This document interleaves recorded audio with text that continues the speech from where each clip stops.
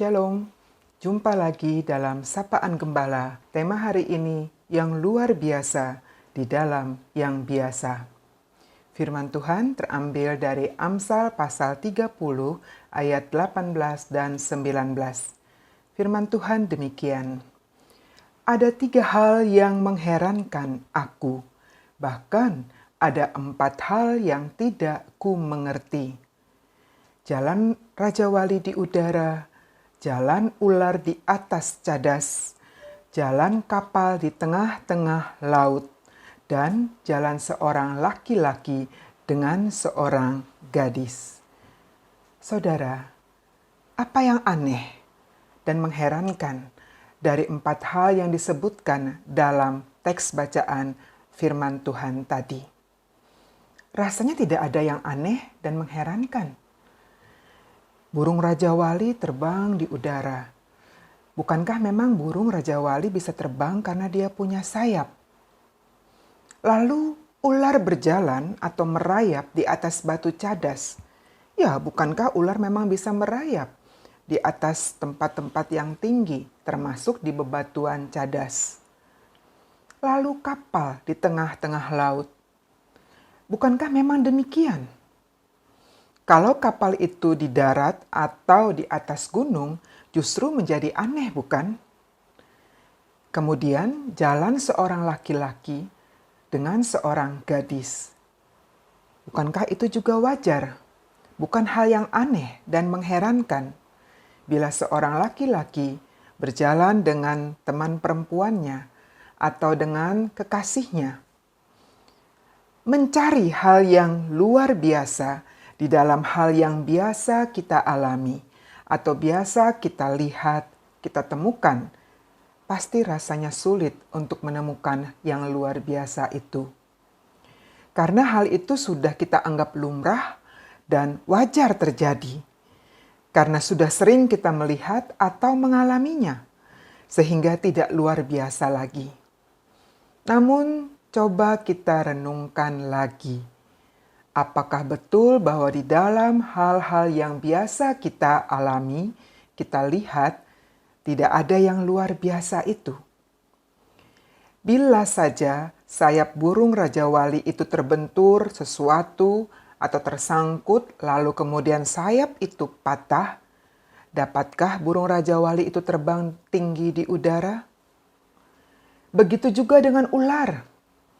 Bila dia terperangkap atau terbelit kawat berduri ketika melintasi suatu tempat, ia tidak mungkin bisa terus berjalan atau merayap.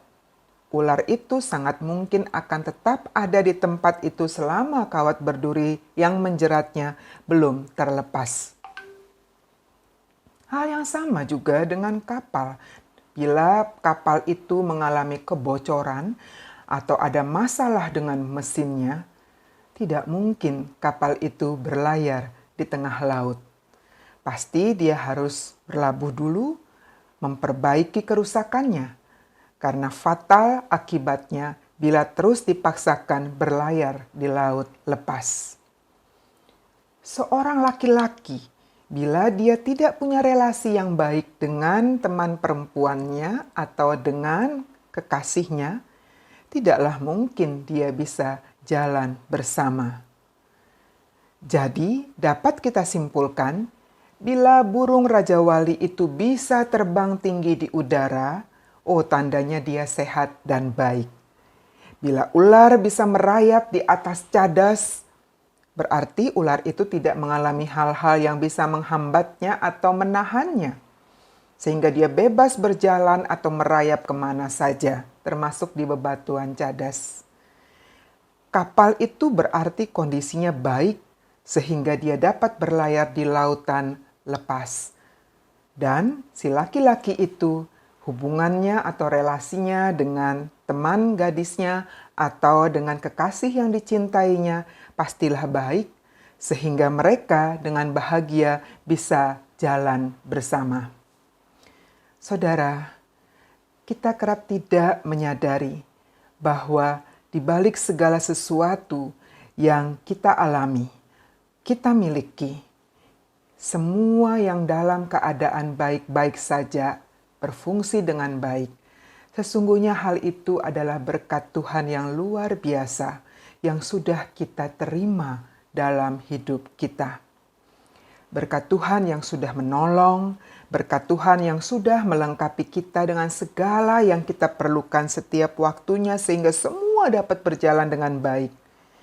Kita kerap tidak bersyukur dengan semua keadaan yang baik-baik dan biasa-biasa saja dalam hidup kita.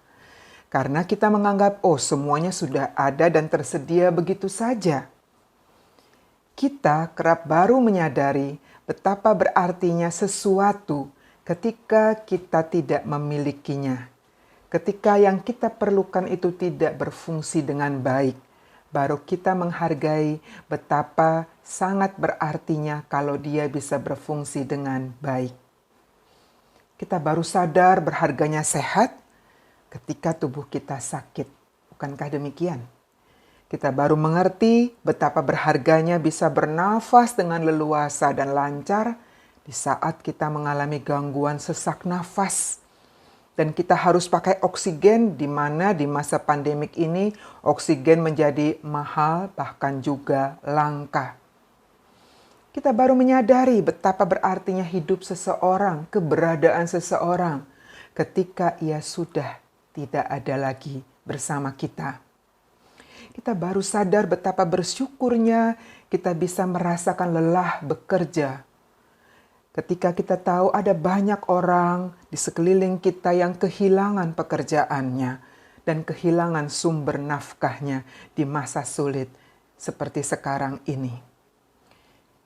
Ketika kita masih bisa lanjutkan aktivitas kita, bekerja, ibadah, sekolah, meeting, walaupun harus dilakukan secara online di masa pandemik ini, bukankah seharusnya itu kita syukuri? Karena ada banyak orang di pedalaman, di pelosok negeri kita, atau mungkin di kota-kota yang terbatas kondisinya dan tidak punya fasilitas internet di rumahnya. Kita masih bisa makan 3 kali sehari meski dengan lauk yang sederhana, masih harus kita syukuri dibandingkan mereka yang mungkin hanya bisa makan 1 kali sehari atau mereka yang sulit untuk makan karena kondisinya yang sakit.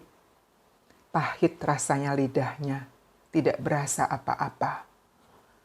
Saudara, kalau kita masih punya teman ngobrol, masih punya keluarga yang menjadi tempat kita tinggal bersama atau kita menumpang di situ, walaupun mungkin tidaklah sempurna keadaan dan kondisinya, itu hal yang harus kita syukuri. Dibandingkan mereka yang tidak punya tempat, bahkan tidak punya keluarga untuk ditumpangi. Bahwa di dalam segala keadaan dan kondisi yang masih berjalan baik dan masih bisa kita alami, sesungguhnya lah kita semua sudah menerima dan mengalami kebaikan Tuhan. Berkat kemurahan Tuhan itu sudah hadir, sudah kita alami, sudah kita terima. Jadi tidak harus menunggu mengalami hal-hal yang spektakuler, hal-hal yang kemudian dianggap sebuah keajaiban yang lain dari yang lain, yang luar biasa, baru kita bersyukur. Sesungguhnya di dalam segala hal yang berlangsung dalam hidup kita, kita sudah menerima anugerah Allah. Kemurahan hati Allah yang memberikan apa yang kita perlukan. Bahkan dalam iman pada Kristus, jangan lupa anugerah kehidupan Kristus, anugerah keselamatan di dalam Kristus, anugerah pengampunan dosa oleh karena kematian dan kebangkitan Kristus sudah kita terima. Sudah kita alami, tidak bisa direnggut oleh keadaan atau kondisi hidup kita yang tidak baik saat ini, yang tidak ideal. Jadi ingatlah selalu, kasih Kristus sudah kita terima. Dan tidak ada yang bisa memisahkan kita dari kasih Kristus. Bukankah itu yang dituliskan Rasul Paulus dalam suratnya kepada jemaat di Roma pasal 8 ayat 35, ayat 38 dan 39. Penderitaan, kesesakan, bahkan maut sekalipun tidak bisa memisahkan kita dari kasih Kristus. Masihkah kita meragukan kasih-Nya? untuk kita. Bapak, Ibu, Saudaraku yang dikasihi Tuhan, sesungguhnya penulis kitab Amsal mengajak kita, mari melihat dengan mata batin kita akan karya kasih Allah di dalam seluruh hidup kita. Bahwa anugerah Allah itu sudah ada di dalam segala sesuatu yang ada dan berlangsung dalam keseharian hidup kita. Mampu untuk tetap percaya akan kasih dan kebaikan Allah dalam seluruh hidup kita sehari-hari, itu adalah sebuah mujizat yang luar biasa. Karena sebagian orang baru bisa percaya adanya kasih Allah, kebaikan Allah di saat ia mengalami hal-hal yang di luar kebiasaan, di luar hal yang umum dan wajar, yang sifatnya spektakuler. Sungguh kasihan orang-orang yang demikian. Padahal nyatanya kasih Allah telah diberikan dengan limpahnya bagi kita dalam segala keadaan yang kita alami. Dan itulah alasan kita untuk senantiasa hidup di dalam rasa syukur kepada Allah. Yesus pernah mengatakan pada Thomas muridnya, "Berbahagialah mereka yang tidak melihat namun percaya." Meski tidak ada tanda-tanda ajaib dan luar biasa yang terjadi dalam hidup kita, sesungguhnya dalam hal yang biasa kita alami dalam hidup kita, kita sudah dan sementara melihat dan mengalami tanda kasih Allah yang tidak henti dinyatakannya bagi kita. Sebab Allah mengasihi kita dengan kasih-Nya yang kekal dan tak berkesudahan. Berbahagialah mereka yang menyadarinya dan hidup dalam rasa syukur padanya. Amin. Saudaraku, mari kita berdoa. Terima kasih ya Allah untuk segenap kebaikan dan kemurahan hati-Mu yang Kau hadirkan memeliharakan hidup kami, mencukupi kami, melengkapi segala yang kami perlukan, terus menopang kami, memimpin perjalanan dan langkah juang kami dalam melaksanakan kehidupan, dalam mengerjakan segenap tanggung jawab, dalam kami menghadapi realita hidup yang tidak selalu mudah dan baik-baik saja. Justru disitulah kami belajar terus mengenali akan kasih-Mu, akan cinta-Mu yang tak berkesudahan untuk kami. Sebab Engkau mengasihi kami, dan kami seharusnya tidak perlu meragukannya. Terima kasih untuk kasih-Mu yang besar dan selalu nyata dalam hidup kami. Kami mempercayakan hidup kami dan masa depan kami di tangan-Mu. Berkatilah. Di dalam Tuhan kami Yesus Kristus, sumber hidup kami berdoa. Amin.